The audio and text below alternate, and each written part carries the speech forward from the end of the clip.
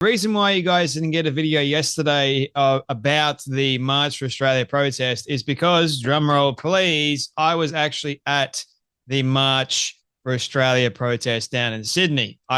Ran the Sydney Marathon, and then after that, my two mates, they went on the actual march. I stayed back, caught up with friends, and then I ended up catching up with my mates at Victoria Park, which is where they did all the speeches and they all congregated and gathered. And my goodness me, was it a incredible event. I don't think I've seen anything like that in Australia in my lifetime. Now, before the March for Australia protest was going to take place across all the major cities, right? You had lots of information that was being spread far and wide saying there's going to be a terrorist attack, you name it. The pro-Palestinian mob, they were going to counter-protest this, you name it. There was going like lots of unrest, but it seems like the pro-Palestinian terrorist sympathizers were too scared to actually turn up and counter-protest the likes of patriotic Australians, because turns out the patriotic Australians are the real deal. The weak, coward-like pro-Palestinian nutjobs, all they seem to care about doing is taking over our bridges and yelling and screaming at the top of their lungs about something that doesn't even concern them at all or matter in the grand scheme of things for Australia, and they can do nothing about it. They can't even free Palestine, which is they love saying. They're a bunch of virtue signaling dingbats. That's all they are. They claim to be for humanitarianism, but they're not at all.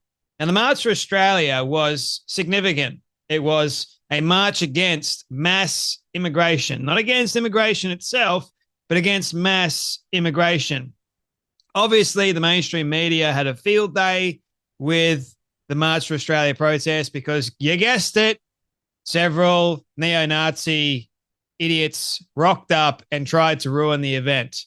Now, while the majority of the speeches were great, unfortunately, the organizers, for whatever reason, I don't even know why they did this, but the organizers decided to allow two neo-Nazis to speak. That is not allowed in Australia. We fought two wars against the Germans. We fought one world war against the Nazis. That is not acceptable or allowed in Australia. Let me be very clear about that. I'm not a racist. I'm not a hateful person at all. I cannot stand Nazism. So when they rocked up, obviously the actual patriots and the police saw them, and they could not stand by and allow these people to try and take over the Sydney protest. Melbourne, however, was different. You had Thomas Sowell, which, by the way, he's an import. He's from New Zealand. He should be deported straight away. He rocked up with his merry gang of soy boy, weak, childlike dingbats to try and wreck the rally, to try and wreck the day. And, well, he started attacking Harvey and his security guards. The security guards had a great time with it.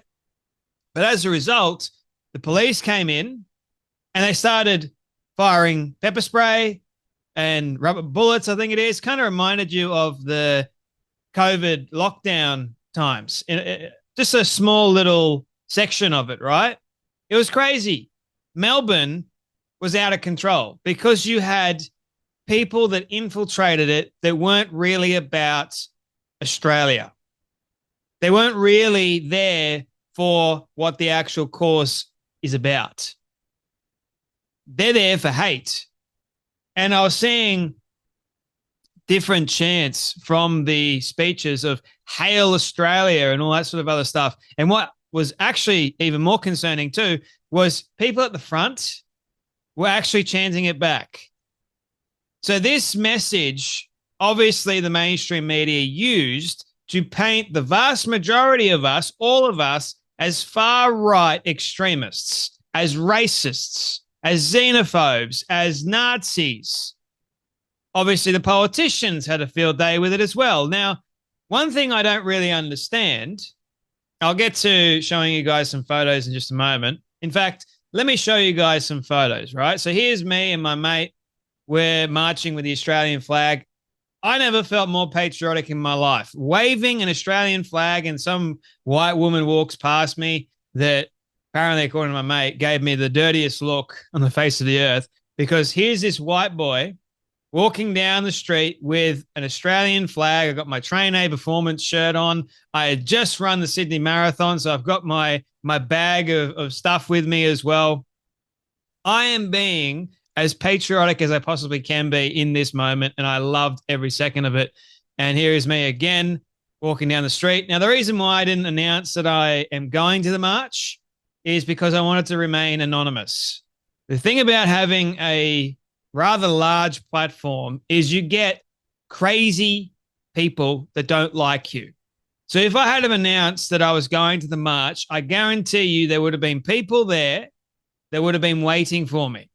Guaranteed, without a shadow of a doubt. So it's best for me to say that I'm not going, and surprise came later, not during the actual march itself. I came later, and I'm glad that I did.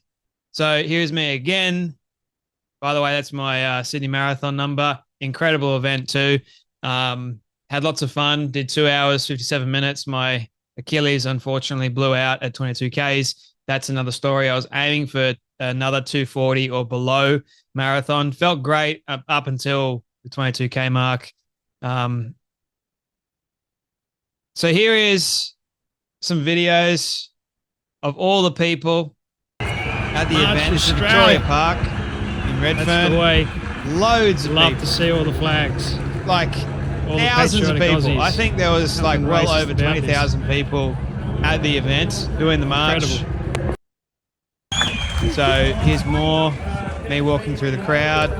And the thing that I also noticed as well was how multicultural and how diverse it actually was, right? And that's the thing that people have got to understand. There are actual immigrants or people that immigrated to Australia a while ago that were there. And they're fed up. They're sick and tired of the mass immigration that's going on, because you have this pathetic policy that Albanese and his government have created that is destroying the Australian way of life. People are fed up. Oh, Albanese gets up and paints everyone as being Nazis and hateful. And the other thing that I don't get, which is what I was alluding to before, right, is how Chris Minns, the New South Wales Premier, is so adamant to find the people that made those neo-Nazi speeches and anyone that was doing the wrong thing. He's so adamant to find them, but he's not adamant to find anyone that waved a T-rism flag or yelled and screamed T-rism propaganda. He's not adamant to find any of those. Nah. And in Melbourne, someone held up a sign or a photo of the cop killer. Pretty disgraceful if you ask me, but they're going like above and beyond to find this man that held up who's still on the run, by the way, the cop killer, still on the run. They're going out of their way to find him. So much police resources being pushed into that. But no, we're not going to find anyone that waved a Hamas or a Hezbollah, no other flag like that, or any kind of words whatsoever. Not going to bother with that. But a man that held up a photo of the cop killer that's on the run, yeah, that's unacceptable, mate.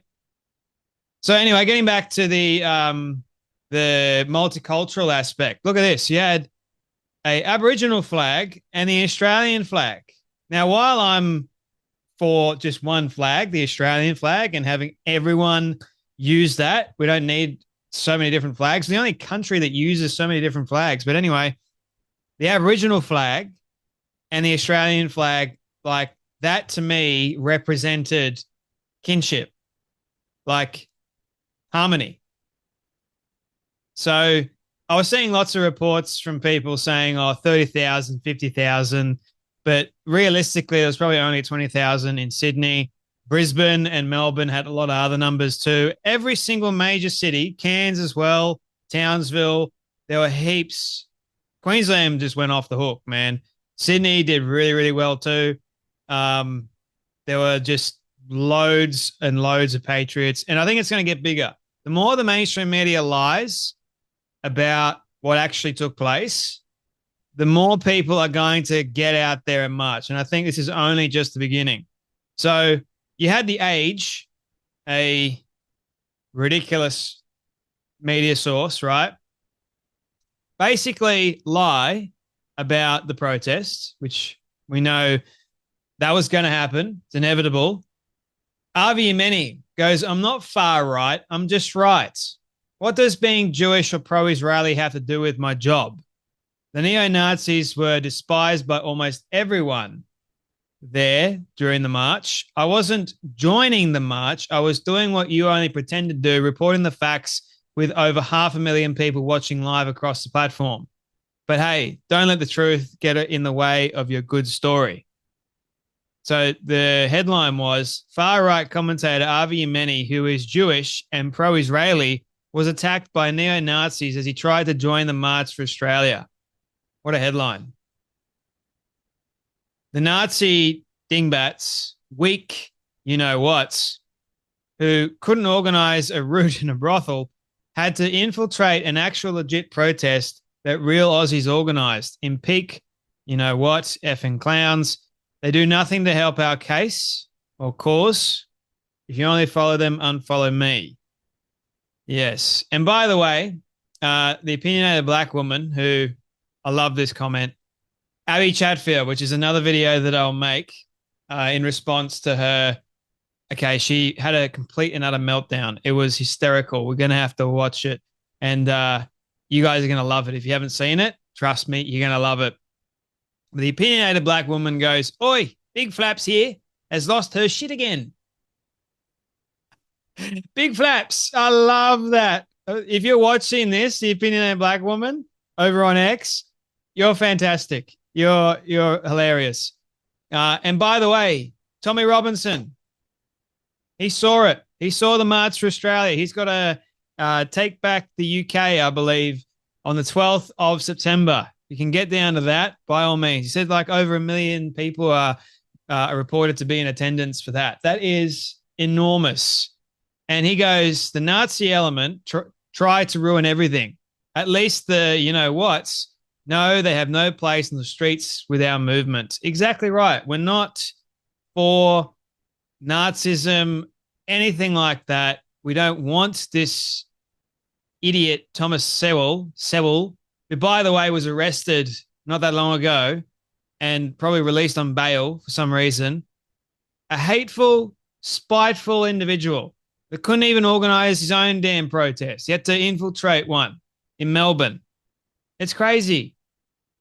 So to close, I think it's important that we march. I was for the march. I didn't necessarily feel like it was wise to do it the same day as the marathon, but turns out the marathon was a huge success, no incidents, and that all goes in favor of the organizers, knowing full well what happened in Boston and it being a major now. Lots more police presence, a lot more patrols, a lot more checks. And I have to give credit where credit is due. The TCS Sydney Marathon was a big success, and I had lots of fun running it.